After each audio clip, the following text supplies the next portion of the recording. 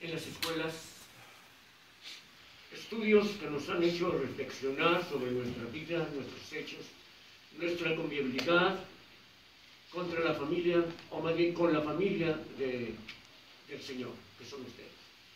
Vimos, por ejemplo, el título de lección de la compasión, muy amplia, muy bonita, todos la entendimos. Desde luego, la compasión, la mayor parte, se dedica a la familia del Señor. Después vino una parábola, otra escuela que se llama la parábola de los dos deudores, también relacionada con su familia, con su iglesia, con su congregación. Y yo creo que nos interesó porque casi todos opinamos y dieron sus puntos de vista, para mejor, para bien. Después vino otra, hermanos, que se tituló La regla de oro. Fíjense que todas están más o menos dirigidas a la congregación. Nomás quiero leerles el verso este que dice de la regla de oro. Así que todas las cosas que quisierais que los hombres hiciesen con vosotros, así también haced vosotros con ellos, porque esta es la ley de los profetas. Este fue otra escuela. Vino otra, casi del mismo tema. ¿Por qué debo amar a mi prójimo? Fíjense, lo mismo, casi lo mismo. Y ojalá aprendamos algo de esto y lo practicamos. Después vino otra que se llamó, ¿cómo se llamó? Longanimidad. Que también, hermanos, habla de la congregación del Señor, que habla de la iglesia, que habla de la familia del Señor. Y no quisiera hablar más ya de estas cosas, hermanos. Y como les digo, traje un escrito que hice para nuestros hermanos en Centro y Sudamérica. Ténganme paciencia y se me tarda mucho porque son 3 hojas o 4. Así que escuchen, hermanos, vamos a aprender de esto. Esto se hizo, hermanos, a razón de tratar de buscar la unidad entre las iglesias de Centro y Sudamérica. Y desde luego, hacer notar algunas cositas que ellos y nosotros tenemos en una poca de diferencia. Y desde luego, yo le titulé a este escrito Mesiánicos.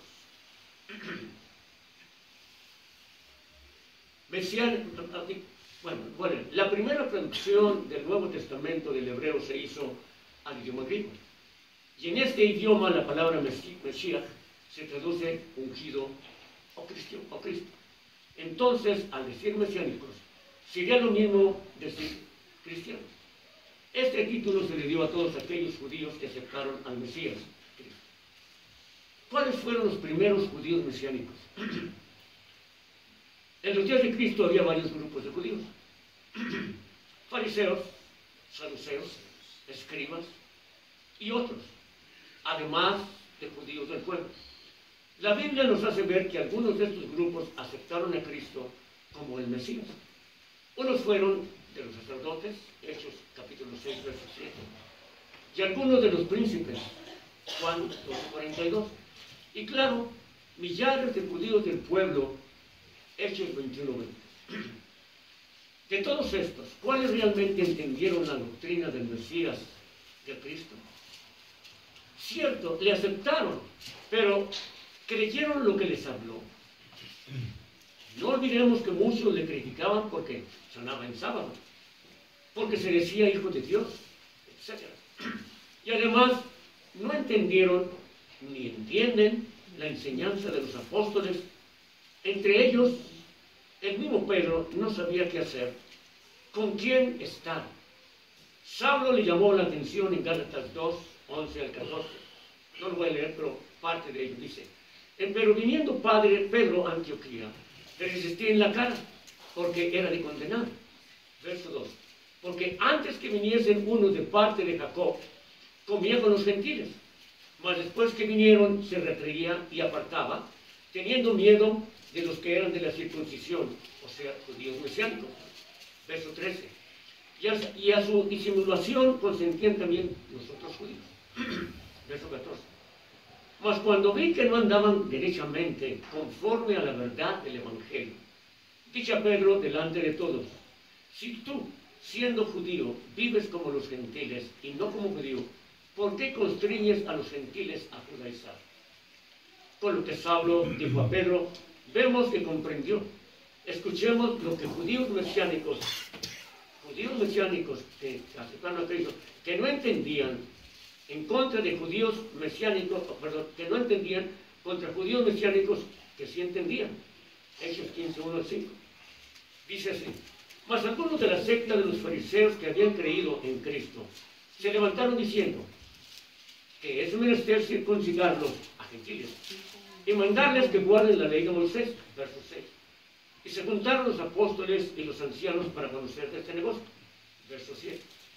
Y habiendo habido grande contienda, levantándose Pedro, les dijo: varones hermanos, vosotros sabéis cómo ya hace algún tiempo que Dios escogió que los gentiles oyesen por mi boca la palabra del Evangelio y creyesen.